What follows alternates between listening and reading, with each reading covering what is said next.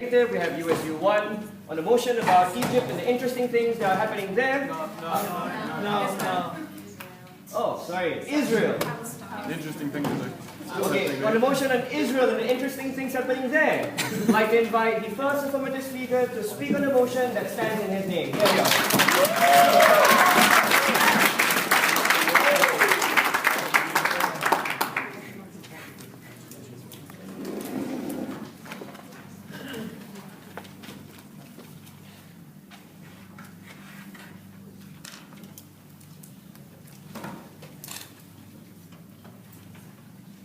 Speaker, the Palestinians may have obtained their statehood, but not much else. John Kerry has flown home, Obama's plan has fizzled out, and the entire world has realised that no peace between Palestine and Israel can exist on the basis of the illegal seizure of Palestinian territories. And the Israelis have realised along this time that as long as they hold on, as long as they keep drawing out the process, they can hold on to these territories for just that little bit longer.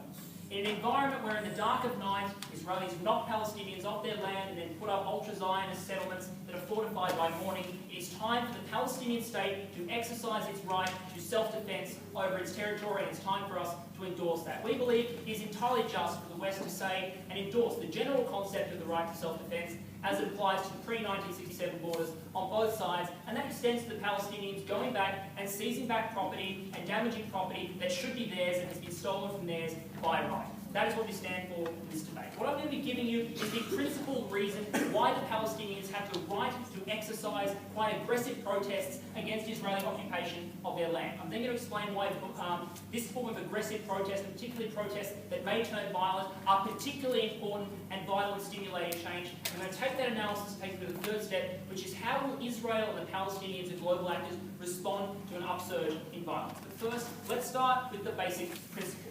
Of all of the rights that we talk about, we bandy about the idea of rights a lot. One is inserted directly into the United Nations Charter, and that is the right for states to exercise their power to self-defence over their peoples and over their territories. We have now identified and recognised the Palestinian state, and it follows that they now have accumulated that right to self-defence. Furthermore, there is not a nation on this planet that does not realise in some way, shape or form that legitimate borders of Palestine, at the very least, stretch to its 1967 borders, across which Israel has been putting up these settlements. Therefore, we contend it is principally just that Palestine has a right to defend its territory that it has a claim to. We also think there is an additional principal justification in just the general concept of property crime in general. If someone comes into your country or comes into your house and seizes your property and knocks you off it, you have the right to seek and resort to force, be that of your state actor or representative, in order to take that force back. The fact that Israel has taken this land by force means they have obtained no right to it against the true and legitimate owners, which are the people of Palestine. When we take that in conjunction with an Israeli state that uses white phosphorus, that is blockading a sovereign nation, that is employing hostages, that uses military force illegally and consistently against people in Palestine and abroad, we think it is entirely principally just for the Palestinians to be a little bit pissed off and try and do something about it. Why is doing this particular thing about it particularly effective? And I want to talk about why this sort of aggression is useful in two tiers. Why we're not getting any change at the moment, and how you change that when you start bringing aggression into the picture. We think that under the current status quo, the Israelis have realised that in the long run, it's going to be very difficult for them to hold on to these settlements. But as the Knesset gears up for an election, no one wants to be the first person to make that awful choice of giving up and ceding territory that everyone knows is going to have to be seceded eventually. There is sort of a political race here not to be the person who gives it up. So that Israel has every incentive under the status quo where they're not paying a price over these territories, where violence is an all-time low and they can hide behind their new fancy US subsidised Iron Dome system to not come to the table and adapt to this particular situation. At the same time, the world knows what is happening in Palestine. We all know that there are 6 million refugees. We all know these people are suffering. But because there is no violence, because there is no aggression, our eyes turn to Syria, our eyes turn to situations that naturally draw our attention, and we put none of our political capital and agitation into Palestine. How does violence, how does aggression actually change this? Firstly, we think for the world community, you start to draw attention and you start to agitate for a response. Once this escalates, if this does escalate, then it becomes necessary for the international community to exercise its responsibility to respond. In part, this comes down to the media cycle. Once you start having pictures, once you start having stories, once you start having extreme information come out of these territories, that starts to broadcast its way around the world. Individuals start to agitate for change in these areas. We saw, for example, with the violence in Libya, the violence in Syria is now prompting other countries to pour in resources to try and remedy that situation, to talk on that situation. We think the same thing would happen here. We think more particularly with playing Israel, I'll get to that in a moment. But we'd like to make an analogy here with the ANC in South Africa. We think in terms of breaking in an entrenched situation, where you have a racist government that is determined to hold down a minority and ignore the rest of the world, it is only once you escalate that situation to the level that they are unwilling to bear on an ongoing basis, through, for example, the violence campaign of the ANC, that you can get to the second step, which is peaceful negotiation at the table. And what I'm going to do now is take you into an example of how these individuals will respond in Israel and Palestine. I think this will make the bulk of my remaining material. We think Israel is going to respond probably by coming back to the table as soon as this starts. We think there's a few reasons that they'd be tempted to do this. The first is the intense cost that you'd see if this sort of escalates. So what Israel would be necessarily forced to do in response to attacks on settlements, if it wasn't willing to surrender those settlements or negotiate over them, would be to send the IDF in order to pacify these territories. This is the sort of action we saw during the Second Intifada, for example. But Israel is a student of history. Israel knows the costs of this particular motivation. What we saw in the Second Intifada was after months and years of trying to hold down the Palestinian population, eventually the costs became too high and they were forced into an embarrassing and costly withdrawal. We don't think Israel wants to go through that again. We think there's a second element of domestic Israeli politics that makes this very unlikely. Israel is a military that relies on mobilizing reserves in order to hold down these territories. But you have to understand the nuance here.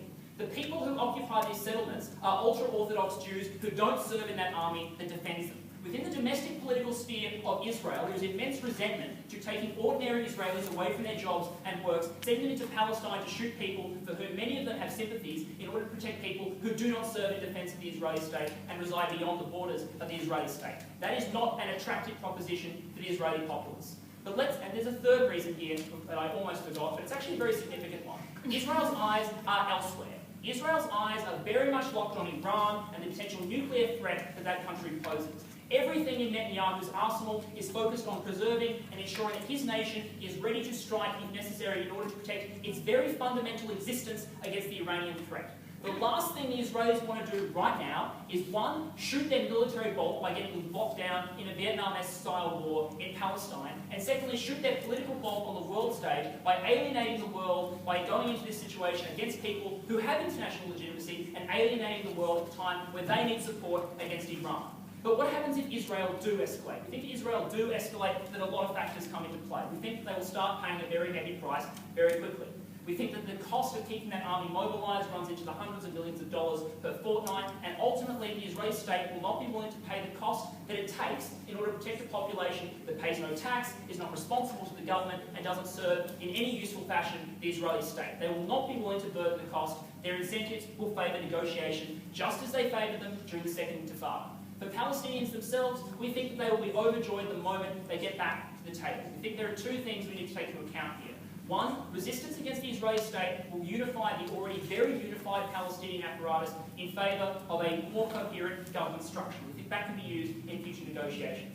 But secondly, we think the Palestinians will just respond to the opportunities I've just proved will naturally flow from that. The Palestinians want peace. They want the blockade to end. They want an opportunity to enjoy their lives without the constant spectre of Israeli aggression. And if we encourage them to take the measures that are necessary to force the Israelis to listen to them, to come close to getting that settlement, you'll see more advancement than you have over the past 2 decades. Mr. Speaker, violence worked before in getting us to jump forward. Violence can work again. I'm very proud to propose.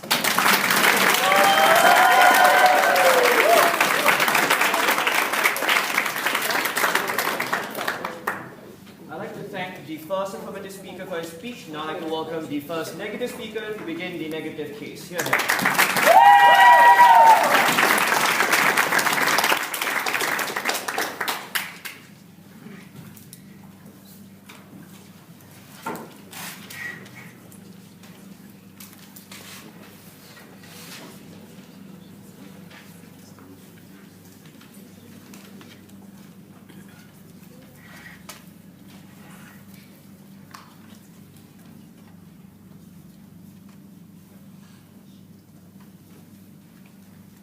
Mr. Speaker, it is truly a leap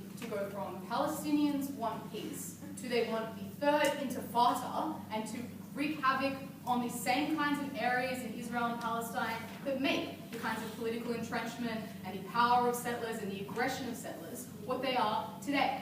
This team doesn't support the actions of settlers, obviously, but we think the key thing in this debate is that the actions of Israel recently are to retreat from being so aggressive about its settler policy in the way that it supports and endorses it. We support those kinds of actions. But more to the point, this kind of aggression that in every other circumstance Israel responds to with aggression under threat is not the way to gain any kinds of substantive rights or quality of life for Palestinians, which is what both teams want. I'm going to deal with 4 issues in this speech.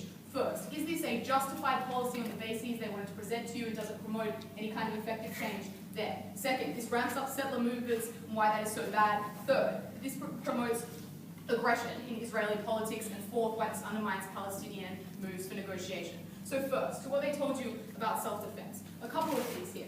First, it's not clear that their policy extends, or their willingness to support this principle extends to the kinds of actions that would actually be taken. That is, bombing these schools and hospitals in these areas, or bombing the most vulnerable people that are likely to aggravate those people, that are likely to make them feel truly threatened, as opposed to, say, their military outposts. In particular, because those are the most easily accessed areas in those parts, or most vulnerable to any kind of actual destruction. We think those are the things that actually happen. Second, it is not true that there has been no reaction from the Palestinian people. And in particular, it's not true that Israel isn't under threat at the moment, or that the greater Israel state, in the way that it's linked to these Israeli settlements, has been reticent in wanting to make any kind of change. We think those kinds of elements detract from the extent to which you can actually say that this occurs as self-defense. Also, the premise of this question should not be if it is justified on some bases, because all of the actions of a lot of things that have happened in Palestine and Israel have been messed up in their actual principled applications. It is messed up the different justifications for statehood and religion that need to be defended.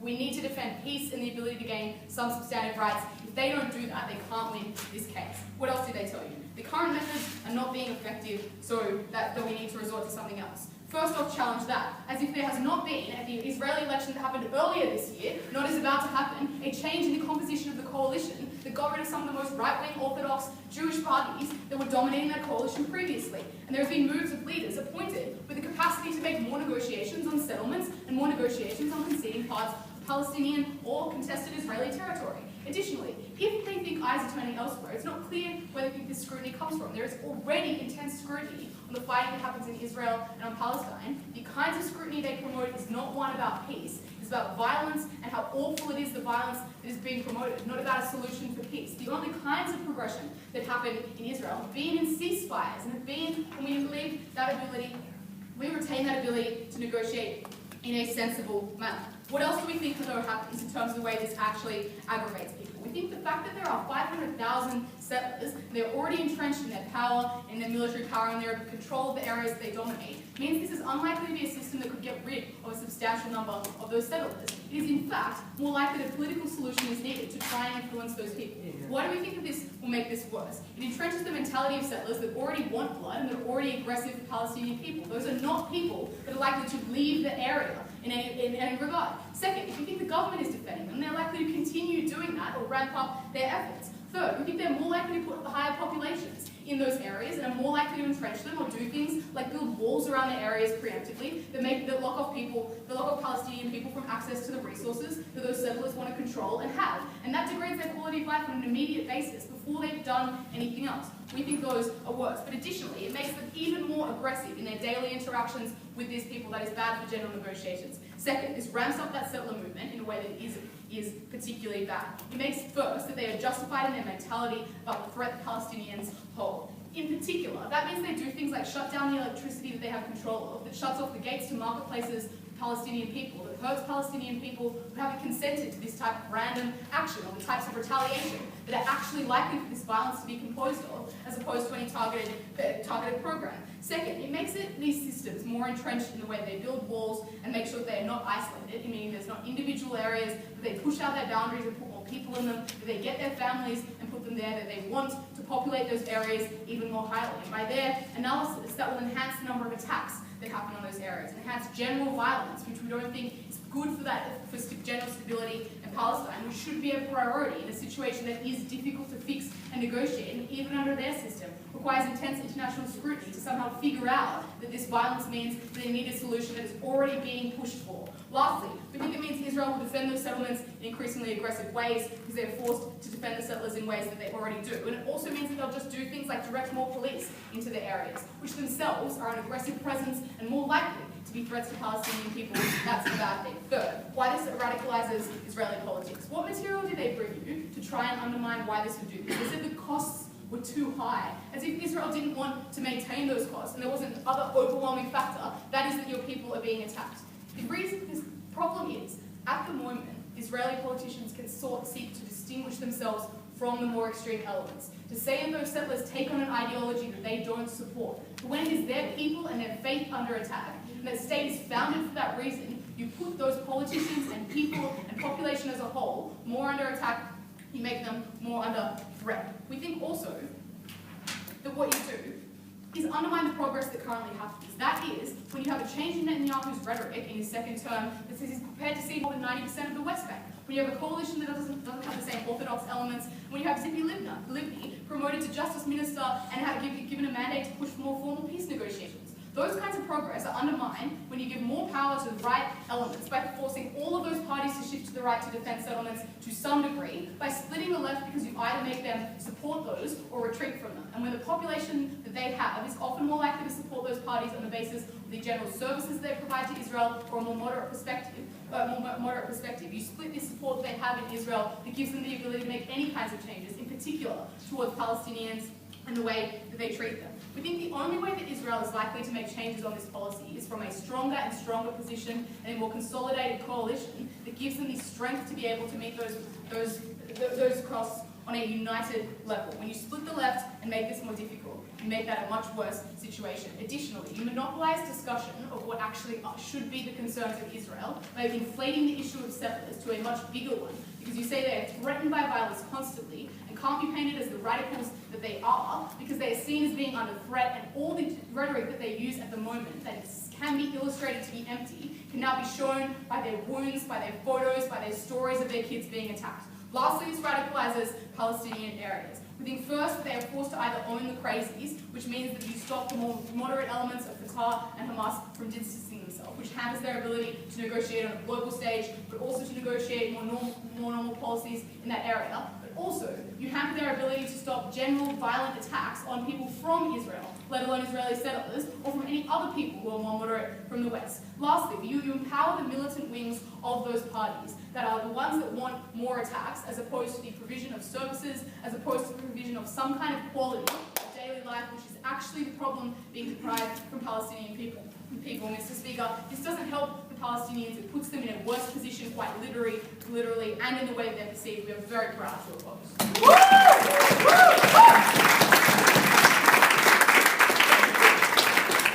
I'd like to thank the first negative speaker for her speech. Now I'd like to welcome the second affirmative speaker.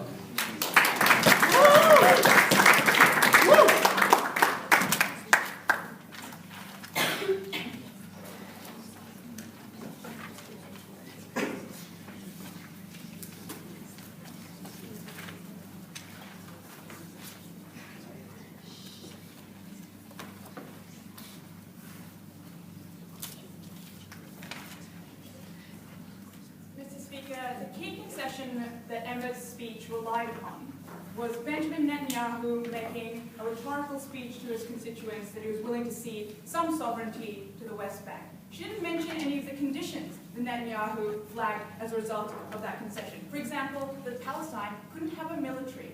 These are half-assed attempts of conciliation so that you can tram the process forever and make sure that Palestine never gets a state. We are sick of Israel holding this negotiation to ransom and letting Palestinian people suffer and denying the people that are on these settlements, people who used to live there, the rights they were entitled to. We empower them to take back what's theirs and get their homes back. 3 points of rebuttal. Firstly, self-defense, why it's being impeded upon as a result of this proposal. Secondly, Israel, is it engaging or is it all lies? Finally, dealing with whether this will militarize the conflict. Actually, I'm going to deal with this first because this was a key assertion in the speech but never justified. We told you there's a disincentive for the IDF to militarize this particular conflict. We told you they don't want to get Iran involved, they don't want to mobilize the IDF because most people don't like fighting wars on behalf of Orthodox people they don't identify with, and they don't want unstable skirmishes on their border. Emma conceded this in her speech when she said it's a big leap to go from these types of violence to the Intifada number 3. That's why we told you it's the most unlikely option. So we're not sure why they think that is something that's going to happen. But here's the even if of our case. We are happy to provoke some form of violence and some form of conflict between these two groups if it gets Israel to engage in the first place. We are sick and tired of them ignoring this conflict and increasing that stalemate. But more importantly, the Intifada that not just occurred, but that occurred before, it resulted in the accords that set the status quo. Then, going to the premise of this point, Israel, is it engaging under the status quo? We told you that as a result of the August breakdown of the coalition and the fact that it is an election year, empowering Orthodox people to inflame the tensions between Israel and Palestine, Israel is unlikely to engage with this type of policies. Emma told you that under the status quo, allowing Palestinians to fight for what's theirs will radicalize Israeli politics. We think under the status quo that is already happening. That's why we need to force them to come to the negotiations. But the sort of trajectory that they relied upon denied the context of Daniel's speech. Resumption of peace talks have literally just failed. John Kerry has just, well, not like now, but has walked off the plane because those talks have failed. Then let's go to the settlements themselves and whether Israel is willing to engage constructively. What Emma told us in this speech is that the irrational people that think they're entitled to live there, which the affirmative team firmly believe they are not, will ramp up their defenses, they'll build walls that become more aggressive. This fundamentally prioritizes their rights over the people that were dispossessed in the first place. So we don't give a shit what they do because we think they shouldn't belong, they don't deserve to live there, more importantly. But to the extent that these people will be able to do things like shut off the electricity to their Palestinian people. This concedes the imperative for the debate. Israel has an imbalance of power in this particular negotiation where they can bully and berate a state that we all acknowledge to be real, that we all acknowledge has rights in this debate, but they're just not allowed to exercise them. Let's then deal with the primary mechanism of this debate, which is violence, and how it's a good way to empower these people to self-defense. And she did not want to deal with Daniel's material about how this is self-defense, not unprovoked acts of aggression. We told you the settlements that exist are illegal. We gave Palestinian a state, Israel is impeding upon that statehood. So to the extent that this is a proportionate response, we think that that's fine. They stole their property, they're allowed to respond.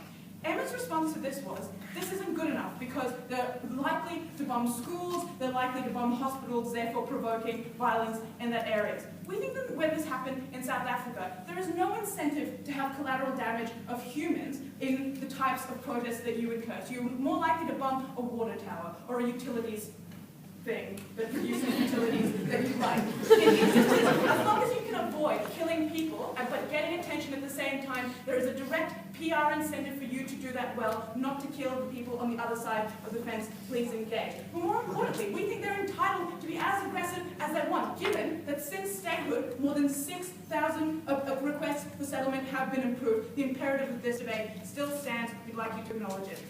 Third point, or billionth point of rebuttal. So, what will the international reaction to this be, and what has it been thus far? To a large extent, we think that this is irrelevant to this debate, because we think Palestinian people should be empowered to pursue the rights that they're entitled to and that were dispossessed of. But how has this played out in previous times? We think the most important objective of the affirmative team is to get Israel listening. And when this happened with the ANC, and when this has happened in the context of the Arab Spring, people owning their ability to aggress upon people that are oppressing them forces that aggressor to come to the table. We think that's important. And to create a crisis that means that the world is paying attention is important in this debate, even if it's negative attention. One point in substantive, which has an important examination of the Palestinian stakeholder in this debate. The label of this point is why aggression is necessary for state building and how it historically allows people to have an investment in their state. So this is different to the reaction that Palestine, or the engagement that Palestine normally engages with. So either they're being subsidized by other bodies like Iran, or they're engaging with missile attacks over the border. We think that these types of actions are necessarily undignified. They're not the way that a state usually acts, because they're not allowed to be perceived as a state. Therefore, this act of community-driven aggression that is taking back something that they're entitled to is an important part of the history of their statehood. Let's look to India for an example of this. In the lead-up to independence, the salt marches were an important part of that history, an important part of empowerment for those people. We think in that context, the rhetoric that we took back what's ours, and we took it back through force, is something that led those people to believe that we are entitled to something. Given that there was also a non-violent element of this, we think that those two can sit side by side and work productively to create a positive force for history. What are the outcomes of that? And this directly responds to Emma's material about how this will affect Palestine's politics. We think in the context of a united West Bank and Gaza, where the West Bank is dominated by Fatah, Fatah is becoming more and more popular in Gaza as well. It becomes now meaningful to have an investment in that state as a whole. Everybody absorbs the harms that are happening to the people who are being impeded upon in the settlements. They have an investment in making that state prosperous. We think that investment means that they will reject bullying, but also be perceived to be stable, also be perceived to be united in their support of the people that live in those settlements. That is a good thing. Mr. Speaker, the context of this debate was a stalemate where Israel did not want to engage or had an incentive to at least slow down the process of negotiations, all the while bullying the people in Palestine in the same ways that Emma thought they would continue to do as a result of our proposal. This does not inflame anything, it brings it to a halt. It is a circuit breaker for a crisis that doesn't seem to be ending. We were happy to propose.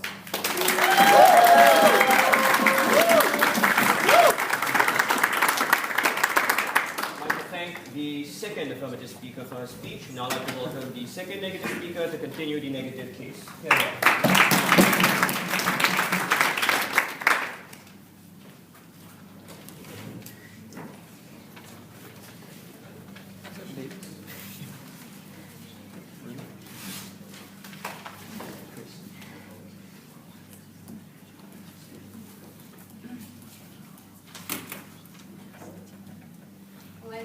Despite force is ground negotiating table, but I don't think that negotiating table looks particularly good. This is a negotiating table where likely Israel has a lot more territory than it does in the current instance. Why would it give it up?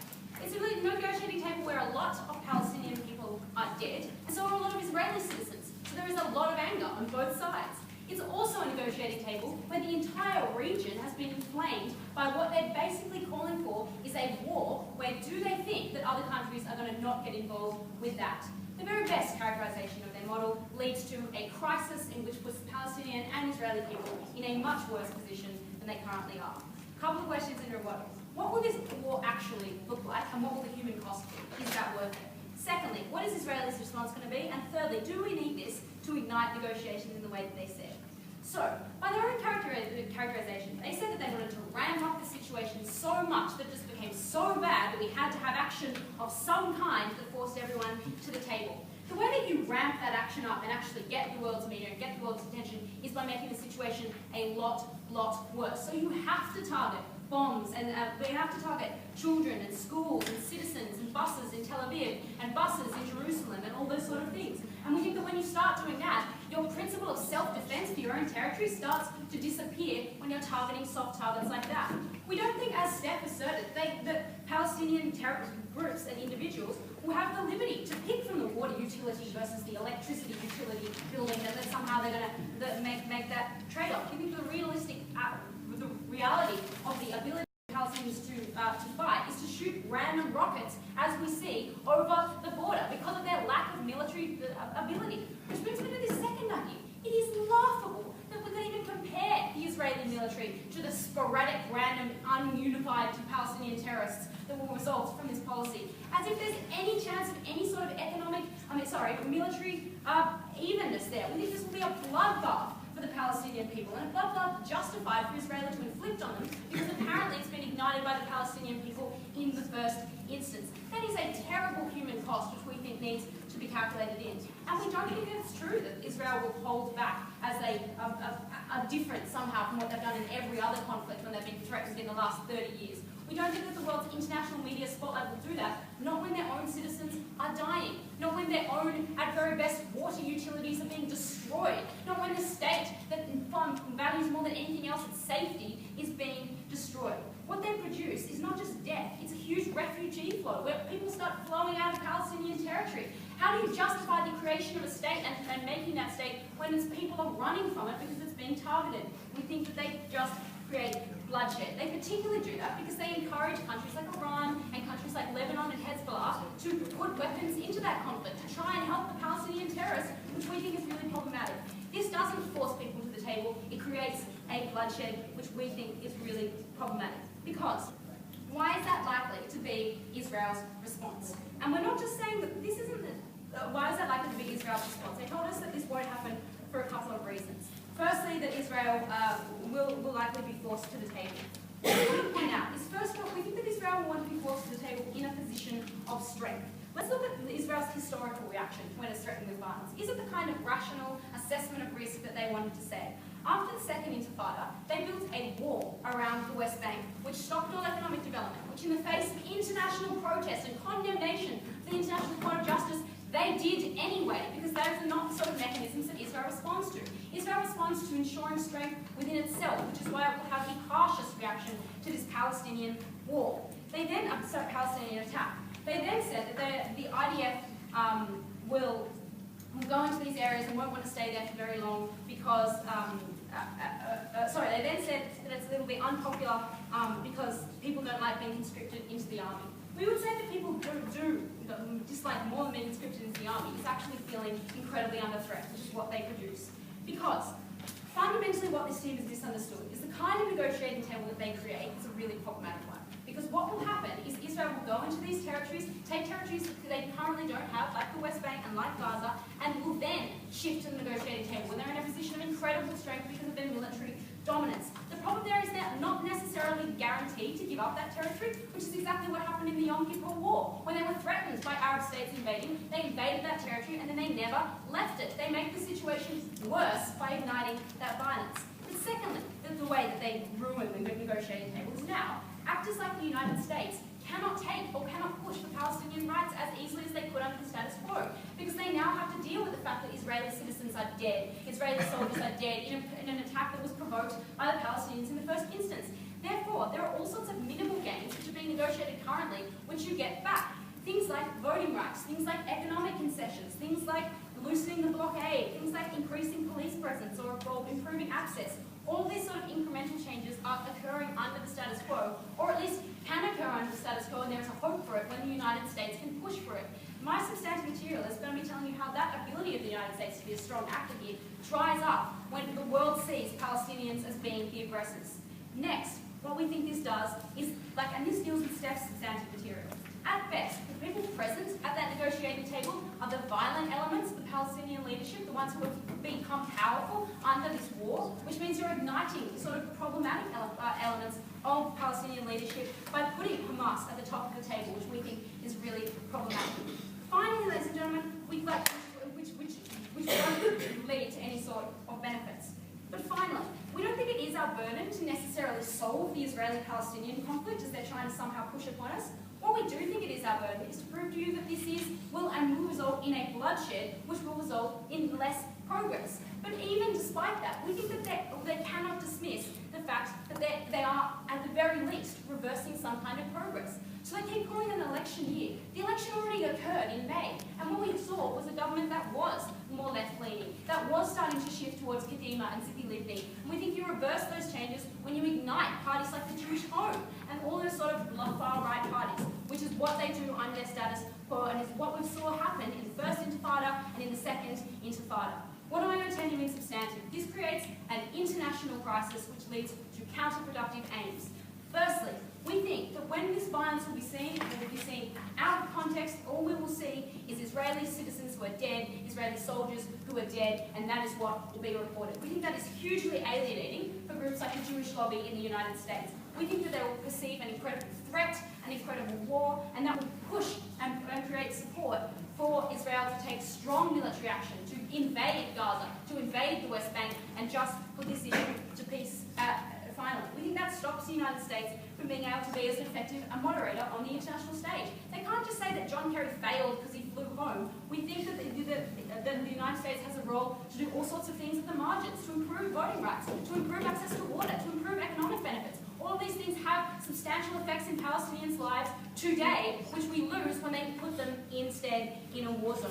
Next, what we think this does is ignite a regional crisis because you invite countries like Lebanon and Iran to get involved, to smuggle weapons in. What better excuse do you need to give Israel than to fight this war when they're now fighting Iran in their own territory, when they're now fighting Hezbollah in their own territory? That is how Israel will paint the war to its citizens. That this is an attack from Iran, this is an attack from Hezbollah and Lebanon. We have to do everything we can to crush it. They do not deserve negotiation. They are creating a war zone. It is reprehensible. Proud to oppose.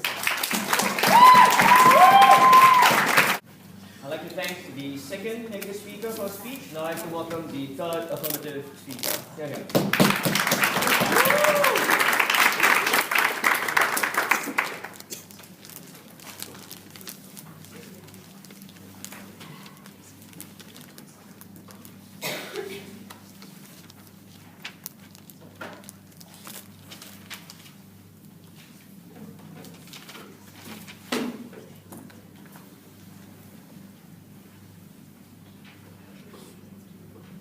Well, ladies and gentlemen, the opposition's characterisation was weird for a couple of reasons. It was firstly weird because they were only ever willing to engage with the worst possible case scenario. The scenario where Israel went in and they decided to bomb the Palestinians sky high and they wanted to crush them and completely oppress them.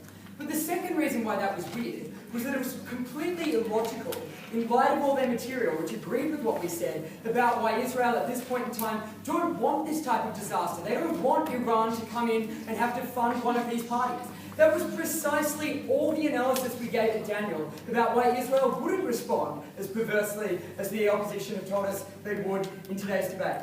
3 questions. Firstly, why is it principally necessary for the Palestinians to defend themselves? Secondly, why is aggression necessary at the current stage of impasse that we're at? And thirdly, how are Israel likely to respond, and why does that mean that we will achieve better long-term outcomes? So firstly, why is it principally necessary for the Palestinians to defend themselves? And we situated this in the context of Palestine's recently acquired statehood and the one inalienable right required by the United Nations Charter. We said that it was pretty important that the Palestinians were able to get something done and were able to show some sort of benefit for all the work that they got in getting recognised in the international arena in the first place. Furthermore, we said that they had a lot of benefits and meant that Israel wouldn't respond as perversely. But we'll talk about those later. They told us, well, we don't stand for that either, but it's contingent on the outcomes which stand. As it's going to follow in the analysis that I'm going to give you, we are going to show why we principally fulfill that burden by providing better outcomes for the people of Israel and the people of Palestine under our model. So 2 questions left in today's debate. Why is aggression necessary at the current stage of impasse? And secondly, how is Israel likely to respond? So we think we're at the point where negotiation is not currently happening. And we said that despite all Obama's talk 4 years ago, what we've seen in relation to the crisis between Israel and Palestine is very little reform. We said that John Kerry's diplomatic trip recently failed. We got a couple of responses from Jo from the negative team in response to that just now. She said, well, come on, if we keep working at it, the coalitions will eventually start to give little gains. They misunderstood the nature of how coalitions work in Israel. The nature of those coalitions under the status quo is that no one is willing to cede any ground because they want to keep that position in the coalition under the status quo. That makes it intractable. That means that unless you have a circuit breaker, unless you have a stumbling block, you are going to continue to have the same outcomes, the same lack of any dialogue whatsoever. Ladies and gentlemen, I am sick of standing up as an old hack at debating tournaments with an opposition in debates like this consistently saying, well, we need to keep negotiating. Things are getting better. Things are getting a little bit better with nothing to show for it. For as long as Israel continues to have the power to be able to hold all the things that they wanted to talk about, like like blockades, like being able to cut off electricity, the Palestinians will never be able to achieve anything because Israel always have that as a bargaining chip. They need to respond to that. That is the status quo. It is intractable. We hope to finally get a response at third, right? But then Emma told us at the start, well, Israel are reforming. They're becoming less aggressive with settlements. In light of the fact that over 6,000 new settlements have been approved since Palestine got statehood, we would like to know how that is an achievement. If that is an achievement, we frankly think that it is not good enough in light of the fact that all those Palestinians are having their homes bulldozed as a result of this, right? If that is growth, if that is positive, it is not good enough growth or positive enough for the affirmative team in today's debate. But then they told us, well, this would radicalise Palestine. And this ignores the actual fundamental characterization of the Palestine that we're talking about, right? We're talking about a West Bank that is like nearly universally supporting Fatah under the status quo, right? After they got them the concessions of having a seat at the UN, that meant that everyone is firmly in favour of Fatah. This doesn't radicalise people, right? This gives Fatah something back in return. It says you've followed through, you've got us that seat, and it tangibly means something on the international stage. That is a good thing. It doesn't radicalise, it moderates. We think that's fantastic. But then they told us, well, to actually get any attention and thus any benefit, you need to bomb schools and that sort of stuff. Bullshit, right? The last intifada, you can have one child throwing one stone at a tank, that gets you international attention. That is the type of attention that we said changes that discourse, gets international support, and fundamentally changes what happens between Israel and Palestine. We think that's good, we think that's what they need. But then they told us, no, hang on, I've already dealt with that. I'll just go on to the second question. So, how are Israel likely to respond? And why are we likely to achieve long-term outcomes under this policy? And we gave you a few reasons from the very outset of today's debate. Interestingly, they contradicted some of their own material with these. So what are these reasons? Firstly, the fact that Iran have never been more powerful and have never been closer to being a fully functioning nuclear power means that Israel aren't going to want to get Iran involved in this, right? They're not going to want to start a conflict whereby Iran is going to be funding one of those parties. That means that Israel are going to be unwilling to set up a situation whereby you're going to get Iran engaging in that type of thing. That was our first reason. We want a response. Secondly, the exact type of people they're defending, right? The people who are in these settlements are ultra-Orthodox people who aren't conscripted, who don't have to be in the army. That creates the type of sentiment whereby people say, we don't want to be using our military to defend these particular people. That's a real sentiment that exists in Israel, makes them more reticent to engage in full-scale warfare. Third reason, international reaction. We said that now that you have full-scale, like international, not full-scale, now that you have some form of statehood as recognised by the UN, it makes Israel far less likely to go in and drive those people out. We saw that in relation to when Israel waged the war on Lebanon versus when they waged the war in Palestine in the last decade, ladies and gentlemen. We think you get substantially more international reaction, and that means that they'd be far less likely to go in and do that. But then Emma said that what you're going to do is you're going to alienate democratic moderates when the population is seen to be under attack. What we told you firstly is that our status quo is one whereby that can never actually happen already under the status quo. But secondly, we gave reasons why already we think that the nature of coalition building in Israel means that that's intractable, but means that it won't get worse, particularly in the context of like the West Bank rather than Gaza or anything. But then they told us, well, hang on guys, we need to hold on to the little things. They could shut off power, they could keep creating blockades, etc. Ladies and gentlemen, if Palestine continues to be in a situation like this, where they are never willing to fight Israel every time Israel can do something like put in place another blockade, they will never have bargaining power. Israel will always want to have that bargaining chip and will always be willing to use things like that. That means you'll never get change for Palestinians on their term. We said that that made things substantially worse.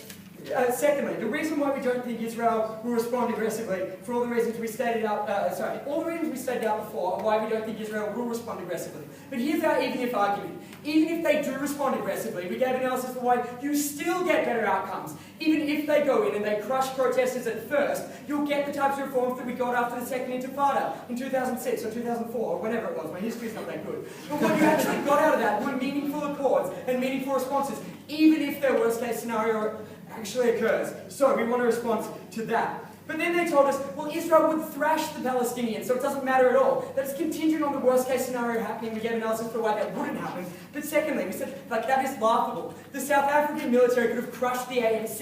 It didn't mean that they were going to, right? Because there are a whole range of international pressures that stop countries from going in and militarily crashing people, right? We didn't think that was good enough. Then they told us, it'll bring Iran in. Yes, it will. That's why Israel's not going to crack down. That's the precise point. The final thing they said is Israel historically respond problematically.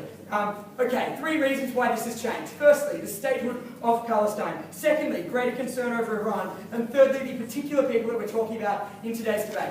Ladies and gentlemen, we recognise that under this particular status quo, things are intractable. The only way to change that is this circuit breaker. We're very happy to propose.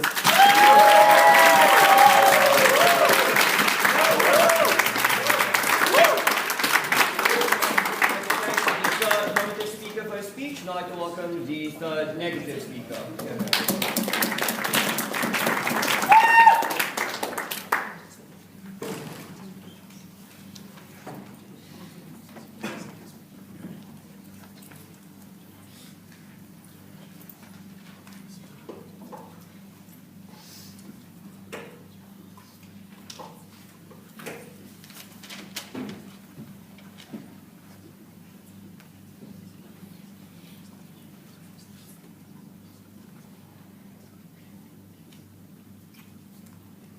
Mr. Speaker, Palestine's not the ANC and Israel isn't South Africa.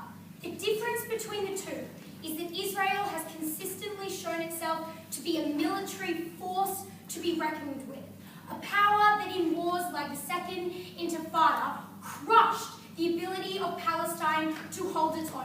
If the opposition wants to engage in a comparison about who can hold out longer in a conflict that would lead to a negotiation table, the answer is simple. It is a state like Israel that prides itself on its military force, that has consistently demolished Palestine in regional conflict, and which continues to experience the types of support from a populace who would move towards moderation unless the opposition's model created radicalization. 2 questions in this debate. Firstly, how do we balance Palestine's right to defend borders with the actual impact it will have on Palestinian civilians? And secondly, how best do we achieve Palestine's broader aims of negotiation and a reduction in settlements? To the first question. We heard from the first speaker of the opposition a lot of analysis about the fact that, Palestine's land had been taken from it. And so, equivalent to self-defense laws or the right to regain property, it was justified principally for Palestinian citizens to go and destroy property.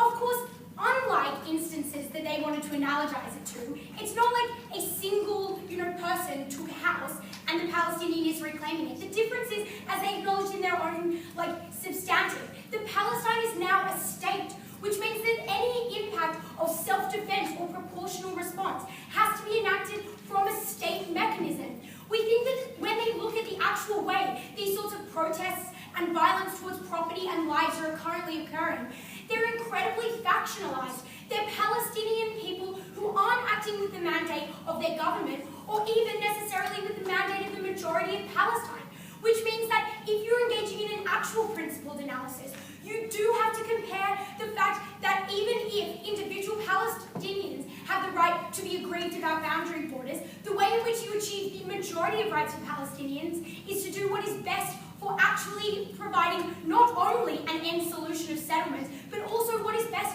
for their quality of life in the interim. Because the opposition only ever wanted to engage with how we created, a 2-state solution or an end to settlement. We wanted to engage in shorter-term aims as well. We wanted a reduction in violence towards Palestinians. We wanted to see improvements in their quality of living. Because the reality says the marked decrease in support of Fatah, despite what the third speaker of the opposition wanted to tell you, indicates the fact that the Palestinian majority is increasingly concerned with quality of life, ability for schools, access to medication, access to water, all these sorts of factors that mean that increasingly a 2-state solution is a secondary concern. A secondary concern that is disproportionately enacted violently by a majority engaging in the types of behaviour that the opposition would want to condone. So what did we tell you would be the Israeli, the settlement response to those Palestinians that you have to compare it to? Because under the opposition's model, individuals are co-opting the Palestinian movement, but Palestinian citizens who did not consent to that sort of behaviour were reaping the detriment. So what did we tell you were the likely responses? Firstly, we told you that the worst case scenario was that the Israeli settlement movement would be able to paint these attacks as supported by Iran and Hezbollah. That sort of attack wouldn't lead to them rushing to the negotiation table, but instead would lead to them engaging in a regional war. That is absolutely the worst case scenario of the opposition's model, when we see not like what is like a fairly contained war expanding into a widespread regional conflict with huge loss of civilian life. But secondly, what did we tell you was the most likely response? We told you that the most likely response was for it to be painted by the Israeli right as an attack from Palestine as a state, as opposed to by individuals, and that would lead to a huge radicalization of, Israel. The opposition at various speakers wanted to tell us that they would, be very careful about not hurting children, that it would only be select utilities that they would harm. That flies in the face of how Israel has conducted border skirmishes in the past. The reality of the matter is that the primary school-aged children that were killed in the Second Intifada would only just be graduating high school now if they hadn't been killed by settlement like radicalization. Even if the comparison is between a slightly right-wing coalition that the opposition suggests it is, and towards the increase in that radicalization and the movement towards increased violence, we think we still win that debate, because we think that radicalization is only ever going to result in harm to Palestinians. But thirdly, what was their best case scenario? That they would push Israel to the negotiations table. But they never responded to what Joanna told you about what that negotiations table would now look like. Because the first thing they didn't consider was the fact that it's not like Israel is going to be so scared by random attacks from Palestinian unorganized civilians that they're going to be like, oh, anything but this. They're going to push out their boundaries. They're going to form a line instead of allowing settlements to increment out like that. They're going to build walls that are going to mean that you have a negotiation table with Israel in a stronger position. But secondly, why is it that they won't even get to that negotiation table? The opposition told us a couple of things. They told us, firstly, that the problem and the lack of negotiations was because there wasn't much world attention. Most people didn't really have any idea that a widespread, double-decade-long conflict was existing in Israel and Palestine. They told us that what we needed was more confronting imagery in the media about this conflict. But that didn't contend with the way that media would be presented. It's not going to be a heroic Palestinian child throwing a rock. It's going to be photos of dead Israeli children that the Israeli media will promote to justify any sort of attack. That any of the movement of the world stage to go towards supporting Palestine will be eroded if it seems legitimate that Israel is becoming increasingly militant. But secondly, what did they tell us? That Israel would be unable to bear the costs of this. Firstly, I told you in my introduction, the huge military weight and money associated with the military in Israel, which means that it's highly unlikely that in the initial stages, before they've, even in your best case scenario, before they've gained a huge amount of territory, that the first response will be to fight. So even if the secondary response is to negotiate, you've already lost half of what you're fighting for. That your best case scenario is to go back to the borderlines that you already had in the start.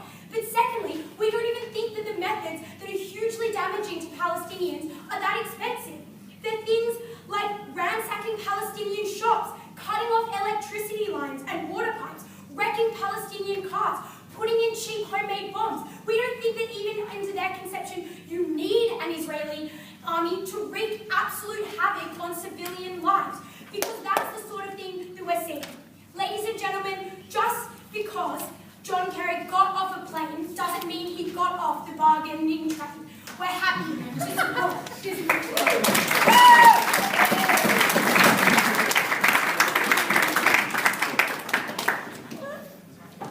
I'd like to thank the negative speaker for her speech, and I'd like to welcome the negative reply speaker to wrap up the negative case.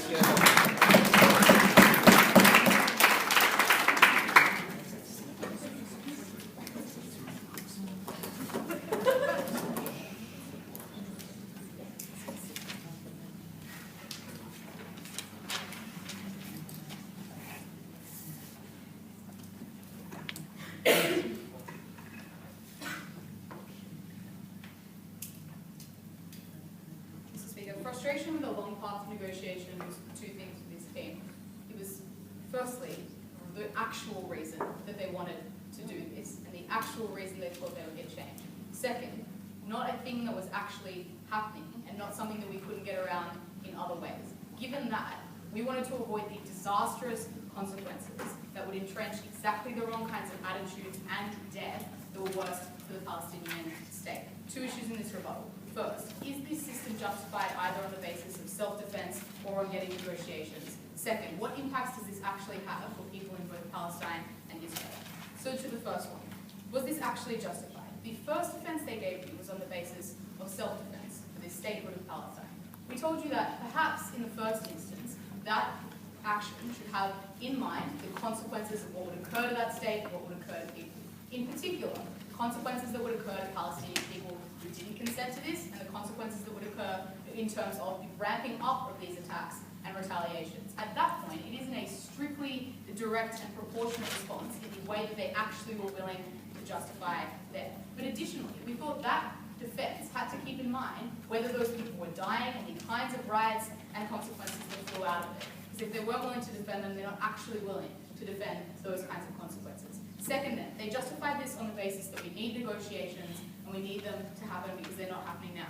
First, we told you that things had happened now. And Tim's frustration with a long debating career isn't a reason not to get those, because the concessions that have happened in a coalition weren't something you could ignore, and the kinds of general jumps to the right were things that could happen even within that system under their best characterization.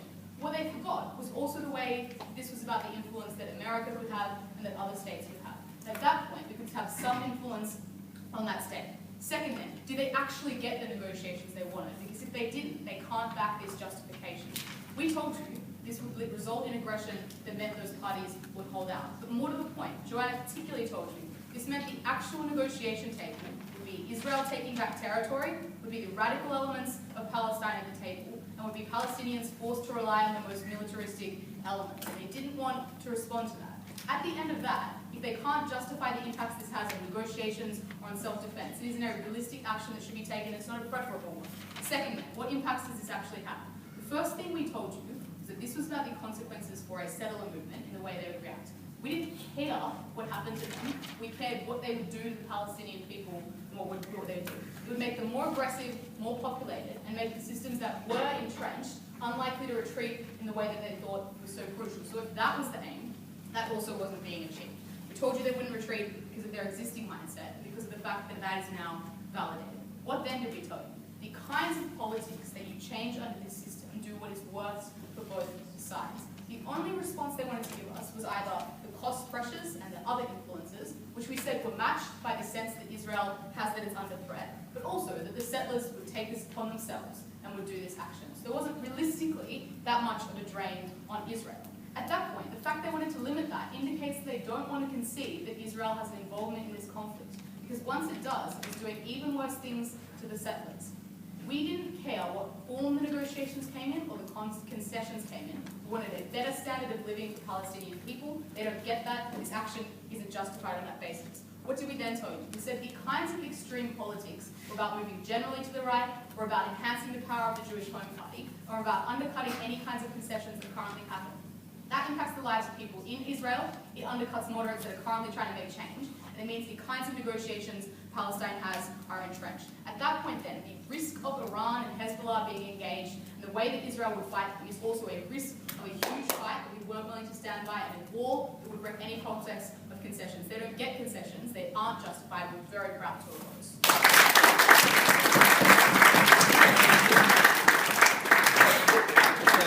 The negative reply speaker for speech. Now to wrap up this debate and the quarterfinals, I'd like to invite the affirmative reply speaker.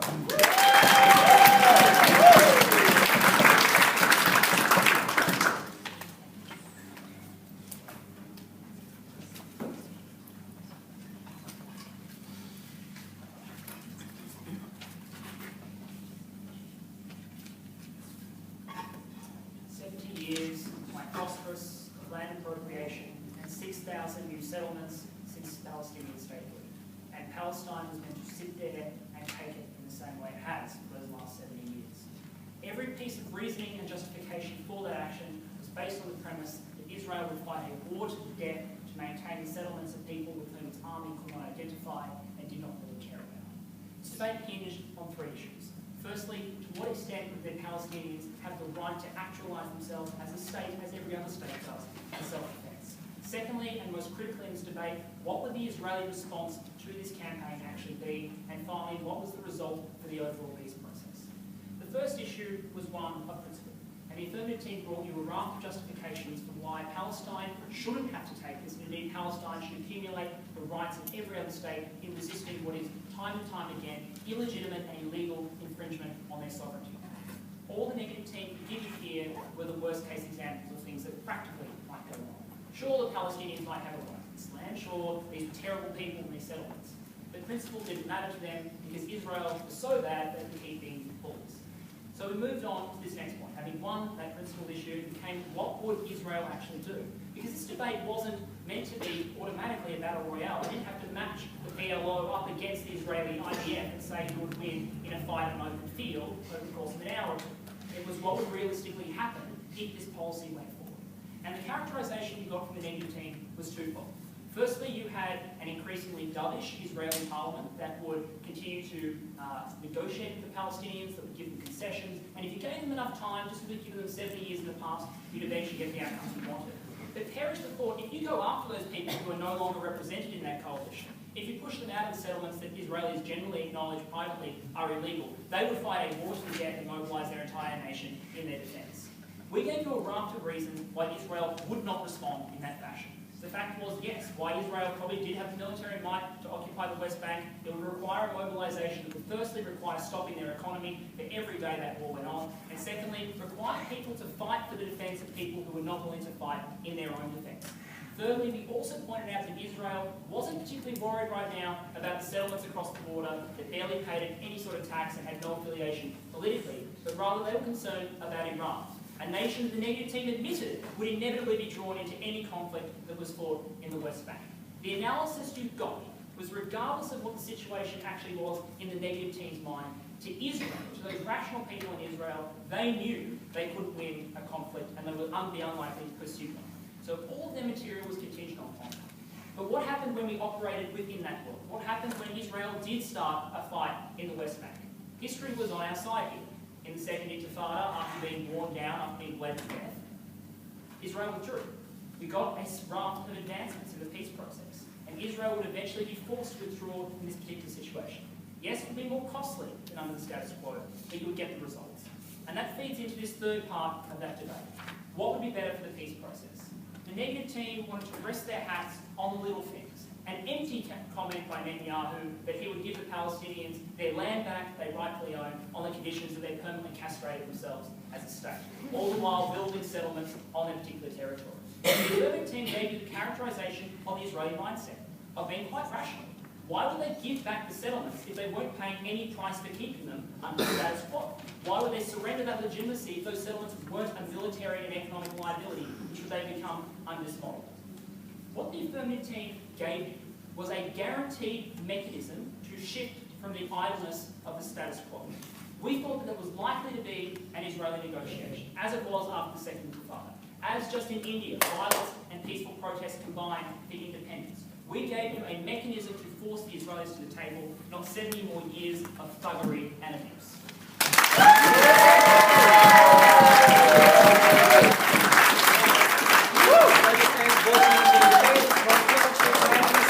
We'll be releasing the results in the auditorium after.